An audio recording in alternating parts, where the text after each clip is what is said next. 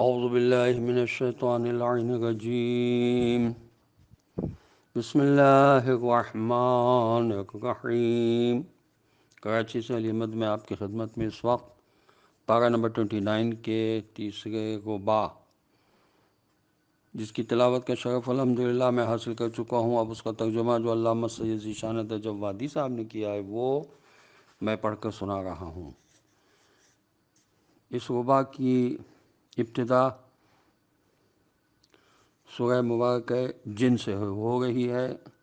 ترتیب کے لحاظ سے قرآن مجید کا 72 نمبر کا سورہ ہے،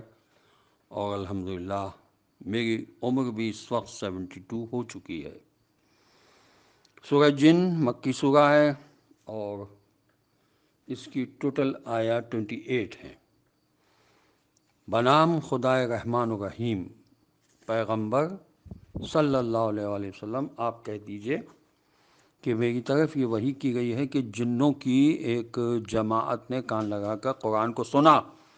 تو کہنے لگے ہم نے ایک بڑا عجیب قرآن سنا ہے جو نیکی کی ہدایت کرتا ہے، تو ہم تو اس پر ایمان لے آئے ہیں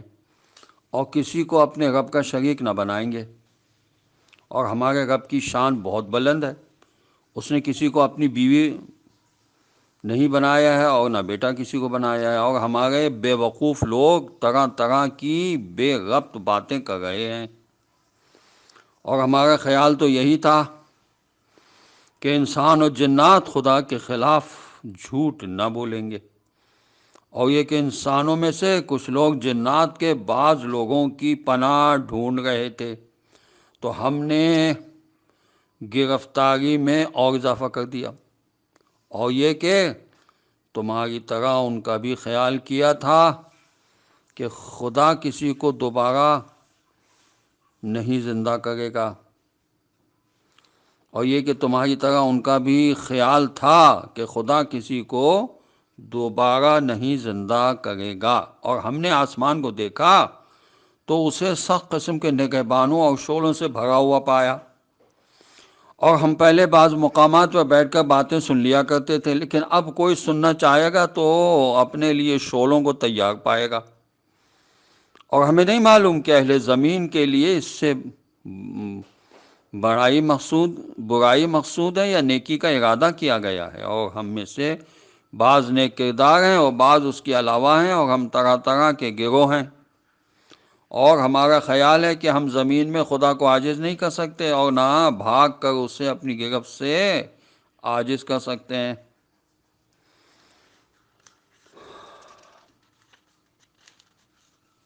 اور ہم نے ہدایت کو سنا تو ہم ایمان لے آئے۔ اب جو بھی اپنے پروردگار پر ایمان لائے گا اسے نہ خسارے کا خوف ہوگا اور نہ ظلم و زیادتی کا، اور ہم میں سے بعض اطاعت گزار ہیں اور بعض نافرمان، اور جو اطاعت گزار ہوگا اس نے ہدایت کی راہ کو پا لیا ہے، اور نافرمان تو جہنم کے کنارے پر کھڑے ہو گئے ہیں۔ اور اگر یہ لوگ سب ہدایت کے راستے پر ہوتے تو ہم انہیں وافر پانی سے سیراب کرتے تاکہ ان کا امتحان لے سکیں، اور جو بھی اپنے رب کے ذکر سے اعراض کرے گا اسے سخت عذاب کے راستے پر چلنا پڑے گا، اور مساجد سب اللہ کے لیے ہیں، لہذا اس کے علاوہ کسی کی عبادت نہ کرنا، اور یہ کہ جب بندہ خدا عبادت کے لیے کھڑا ہوا تو قریب تھا کہ لوگ اس کے گرد ہجوم کر کے گر پڑتے۔ پیغمبر صلی اللہ علیہ وآلہ وسلم آپ کہہ دیجئے کہ میں صرف اپنے پروردگار کی عبادت کرتا ہوں، کسی کو اس کا شریک نہیں بناتا ہوں۔ کہہ دیجئے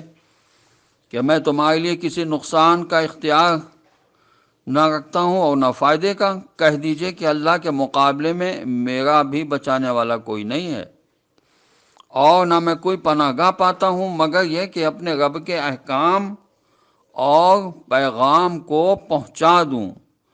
اور جو اللہ و رسول صلی اللہ علیہ وسلم کی نافرمانی کرے گا اس کے لیے جہنم ہے، اور وہ اسی میں ہمیشہ رہنے والا ہے۔ یہاں تک کہ جب ان لوگوں نے اس عذاب کو دیکھ لیا جس کا وعدہ کیا گیا تھا تو انہیں معلوم ہو جائے گا کمزور اور کس کی تعداد کمتر ہے۔ کہہ دیجئے کہ مجھے نہیں معلوم کہ وہ وعدہ قریب ہی ہے یا ابھی خدا کوئی اور مدت بھی قرار دے گا۔ وہ عالم الغیب ہے اور اسے اپنے غیب پر کسی کو بھی مطلع نہیں کرنا ہے مگر جس رسول صلی اللہ علیہ وسلم کو پسند کرے، تو اس کے آگے پیچھے نگہبان فرشتے مقرر کر دیتا ہے تاکہ وہ دیکھ لیں کہ انہوں نے اپنے رب کے پیغامات کو پہنچا دیا ہے، اور وہ جس کے پاس جو کچھ بھی اس پر حاوی ہے وہ سب اللہ کے اعداد کا حساب رکھنے والا ہے۔ سورہ مزمل قرآن مجید کا 73 نمبر کا سورہ، اس کی آیت 20 ہے۔ ترجمہ یہ ہے، اے میرے چادر لپیٹنے والے، رات کو اٹھو مگر ذرا کم، آدھی رات یا اس سے بھی کچھ کم کر دو یا کچھ زیادہ کر دو، اور قرآن کو ٹھہر ٹھہر کر باقاعدہ پڑھو۔ ہم ان قریب تمہارے اوپر ایک سنگین حکم نازل کرنے والے ہیں۔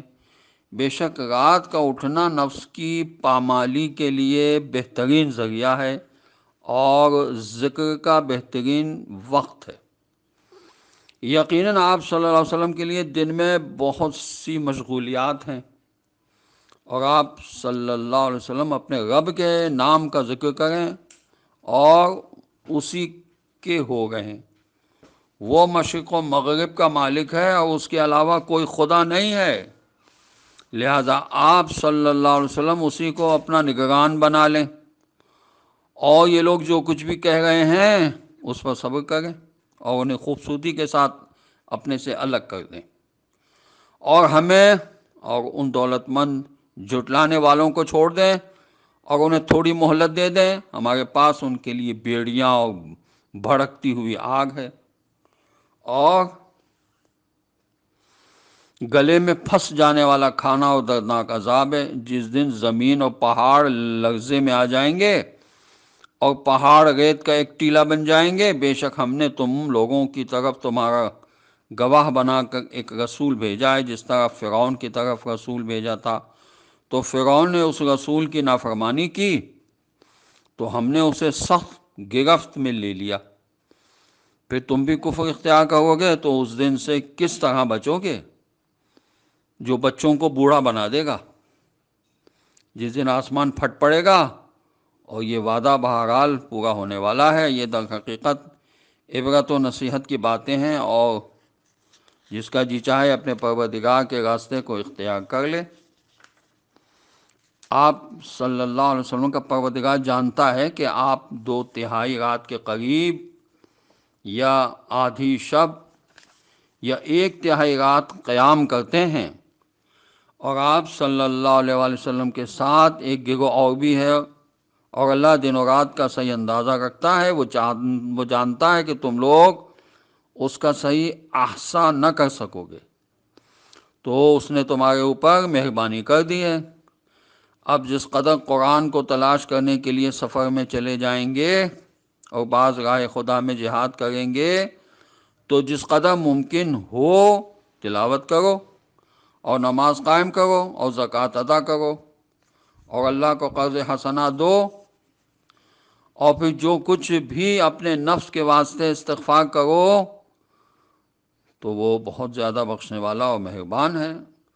اب سورہ مدثر کی آیات شروع ہو گئی ہیں۔ ترتیب کے لحاظ سے یہ قرآن مجید کا 74 نمبر کا سورہ ہے، جس کی آیت 56 ہے۔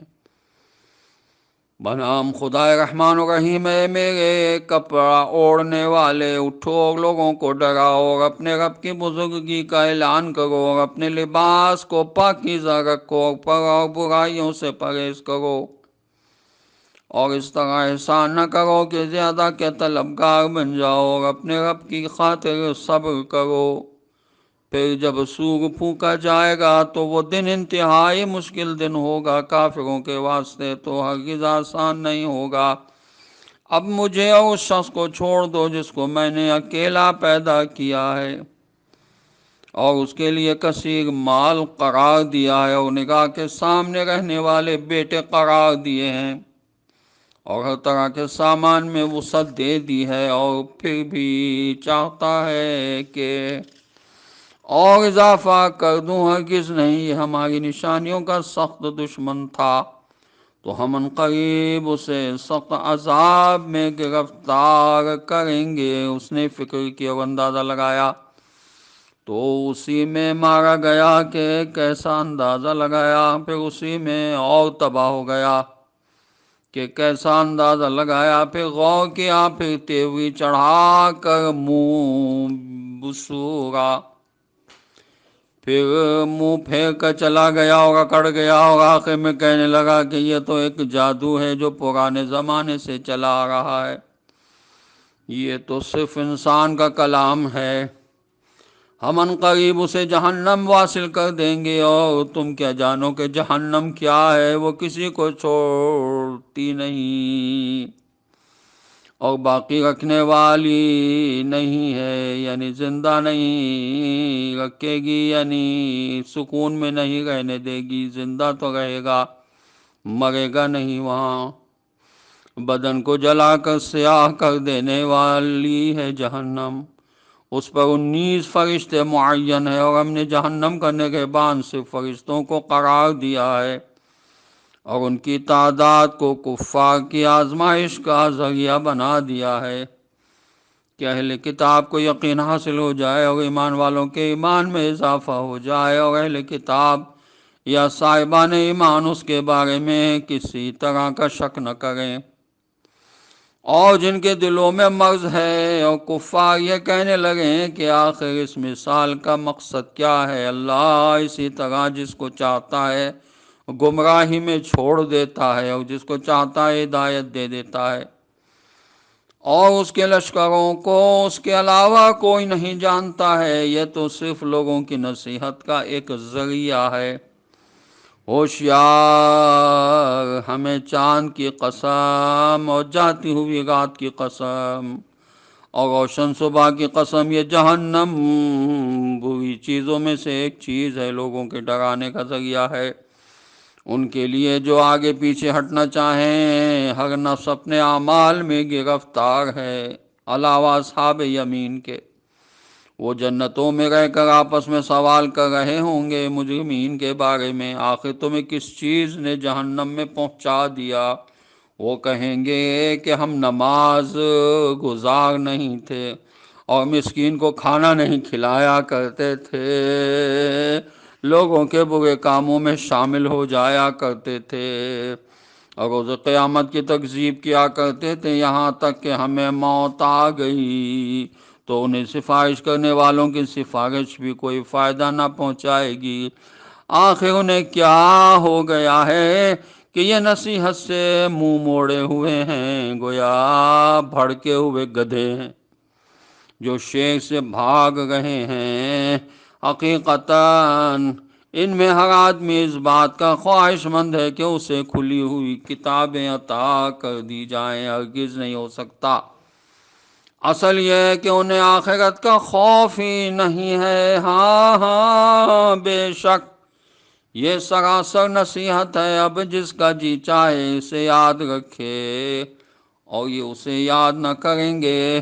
مگر یہ کہ اللہ ہی چاہے کہ وہی ڈرانے کا اہل اور مغفرت کا مالک ہے۔ خدایا امام زمانہ عجل اللہ تعالی فرجہ شریف کے ظہور میں تعجیل فرما، اور ہمیں ان کے اعوان و انصار میں شامل فرما۔ خدایا ہمیں ان کی آمد کے لیے زمینہ فراہم کرنے کی توفیق نصیب فرما۔ والسلام علیکم ورحمۃ اللہ وبرکاتہ۔